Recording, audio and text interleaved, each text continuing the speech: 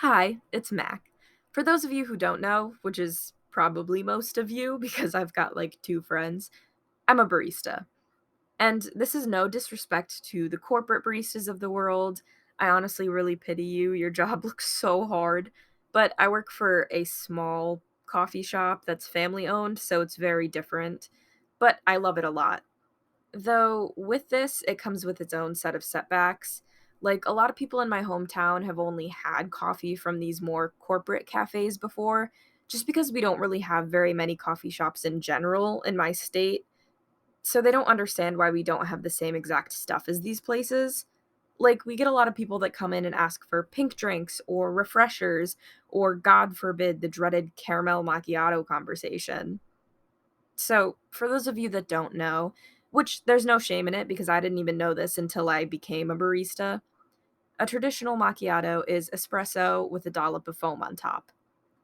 And of course, said corporate cafe sells the caramel macchiato, which is just an unmixed latte with vanilla syrup and caramel drizzle. In order to remedy some confusion, we have a caramel macchiato flavor on our latte menu for people that want that drink, but we also have regular traditional macchiatos. Usually, when I explain this to people, they get it and move on. But I remember one time specifically when a woman ordered a macchiato with our almond joy flavor in it. I wasn't on the register, so when the order came through to me, I just assumed that whoever rang her out gave her this conversation.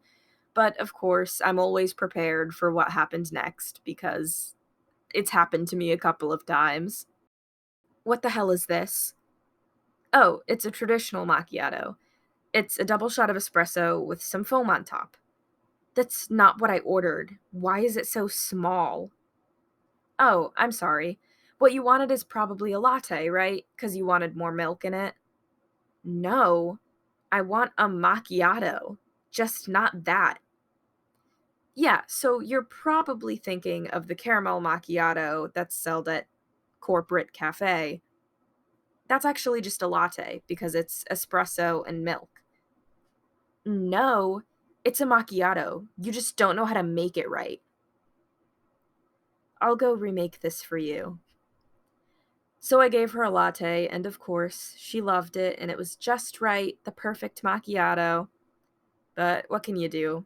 You can't really argue with them because they just don't want to hear it, so they're never going to accept that they're wrong. Honestly, we get a lot of customers that like to give us attitude for no reason, and a shocking amount that will complain to try to get a refund or a new drink.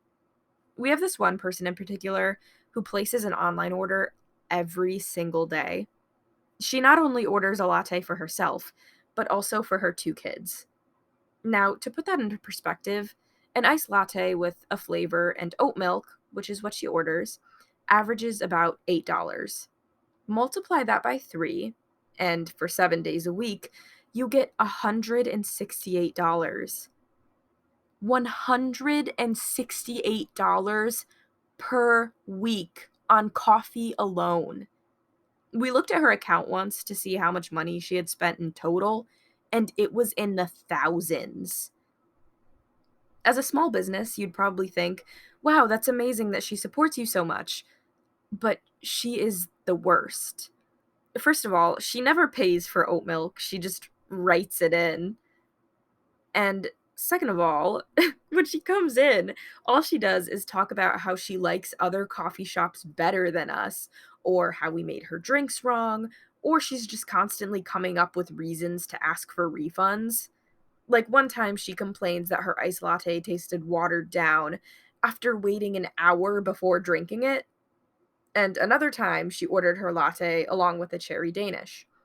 She then came in a little while later demanding a refund because, quote, her latte tasted like cherries. We asked her if it had occurred to her that it tasted like cherry because she was eating a cherry Danish with it. And my personal favorite was when she got a cannoli and then tried to return it 3 days later because it was stale. Of course, it's going to be stale 3 days later. We also have a surprising amount of religious people that come in. You'll get what I mean when I explain it to you. So, In the year or so that I've been working there, I've been handed 3 separate pamphlets from customers about attending a Bible talk. One time, someone even wrote out personalized notes to me and my coworkers asking us to attend a Bible study. In fact, just the other day, I was ringing out a guy for a pastry and this happened. Your total will be 246 today. The change is all yours, sweetheart. And this is for the break room. Make sure that you all read it. There was also one time when I was taking out a drink to somebody, and when I turned the corner into the dining area, I saw a whole ass Bible study happening. Like, Bibles out on the table, pencils out, just discussing. Having said that, I really do love my job. My coworkers are great, and what's better than getting free coffee every day? I love mixing the different flavors and trying different combinations. Here's some of my fun recommendations. And I love talking to most of our regulars. I have plenty more stories, so if you guys are interested in a part two, there are plenty of things that I could talk about, and things are always happening. So if it sounds interesting at all, let me know. Thanks for sticking around to the end of the video, and if you get the chance this week, go support your local coffee shop. You might find that you like it a lot.